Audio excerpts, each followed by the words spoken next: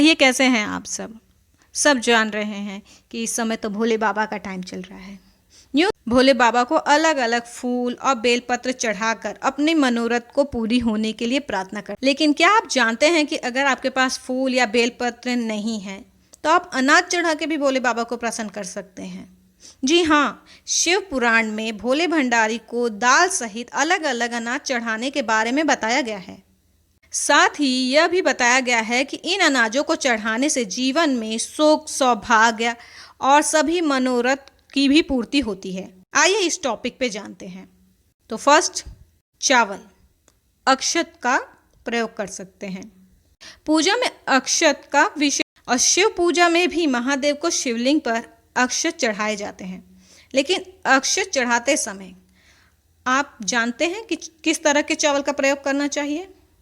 अक्षत मतलब ऐसा चावल जो टूटा ना हो। चावल जो टूटा नहीं होता है ना, उसी को अक्षत कहते हैं और उसी का प्रयोग किया जाता है हर पूजा में अक्षत ऐसे चावल को उपयोग किया जाता है जो टूटा नहीं होता है, इसीलिए हम उसे अक्षत कहते हैं। समूच होनी चाहिए। मान्यता है कि ऐसे अक्षत चढ़ाने से जातक पर भोलेनाथ के साथ देवी लक्ष्मी की भी कृपा बनी रहती है। सेकंड है काला तिल चढ़ाना। अगर बेलपत्र या फूल नहीं मिल पा रहा है तो भोले शंकर को काले तिल भी चढ़ा सकते हैं।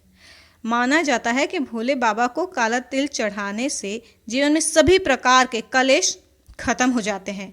मेंटली या फिजिकली तौर पे आप हेल्थ से जूझ रहे हैं तो ये जो काला तिल है इसको चढ़ाने से आपकी आने वाली तकलीफ़ों से आपको राहत मिल सकती है। तीसरा है दाल। जी हाँ, आपने सही सुना। भोले बाबा को अरहर की दाल के पत्ते या अरहर की दाल भी चढ़ा सकते हैं और ये अत्यंत शुभ माने जाते हैं। जो भी जातक शिव जी को नियमित रूप से अरहर की दाल या उसके पत्ते चढ़ाते हैं, अर्पण करते हैं, तो उनके जीवन में धन्य, ऐश्वर्य, सुख, समृद्धि में बढ़ती होती है। इसके अलावा दुख से भी राहत मिलती है। ऑब्वियसली जब अगर सुख, संपत्ति, धन, ऐश्वर्य, समृद्धि सब कुछ बढ़ेगा तो दुखों से तो इंसान को राहत मिलती ही। इसके बाद है दूसरी एक दाल।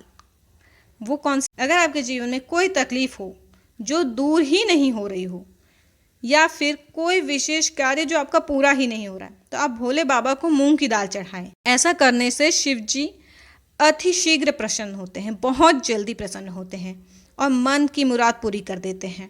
अगर आप यह नियमित तौर पे नहीं कर सकते हैं तो सावन के सोमवार में तो इसका उपयोग करें ही करें। मूंग की दाल मतलब वो ग्रीन कलर का जो अक्खा मूंग होता है, वो येलो वाली नहीं, अक्खा मूंग।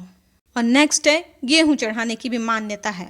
अगर किसी के जीवन में संतान मतलब बेबी सुख की कमी हो तो उसे भोले बाबा को गेहूं चढ़ाना चाहिए। ऐसा करने से जातक को कुल का मान बढ़ाने वाली संतान का सुख मिलता है। इसके अलावा भोले बाबा को जौ भी चढ़ाते हैं। ऐसा माना जाता है कि शिवजी प्रसन्न होकर जातक के साथ ही उसके पूरे परिवार को सुखी समृद्धि रहने का आशीर्वाद देते हैं। और ये है स्टूडेंट्स के लिए। अब भाई बच्चों के लिए बताया और धंधे व्यापार के लिए, कोई बीमार है तो उसके लिए, तो स्टूडेंट्स के लिए भी ज़रूरी है। तो स्टूडेंट्स आप लोग दुर्बा ज़रूर चढ़ाएं। महादेव को दुर्बा बहुत ज़्यादा पसंद है। सावन के सोमवार के टाइम पे आपको दुर्बा ज़रूर चढ़ानी चाहिए। जैसे कि गणेश जी को हमें पता ही है कि दुर्बा बहुत पसंद है, तो गणेश जी महादेव के ही बेटे हैं और सरस्वती माँ का आशीर्वाद है गणेश जी पर।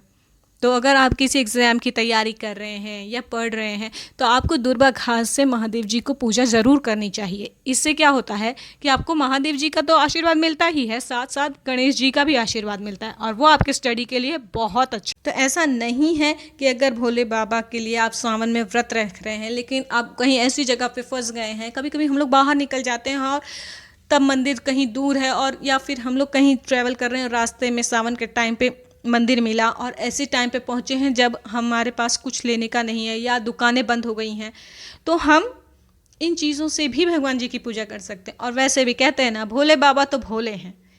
तो आज के लिए बस इतना ही। आप भी बताइए इस सावन के सोमवारों में आप सब क्या कहते हैं। मुझे आपके कमेंट्स का इंतज़ार रहेगा। और अगर आपको मेरी ये वीडियो अच्छी लगी है तो इसे लाइक और शेयर ज़रूर कीजिएगा, और अगर अभी तक आपने मेरे YouTube चैनल को सब्सक्राइब नहीं किया है तो सब्सक्राइब ज़रूर कर लीजिएगा। धन्यवाद।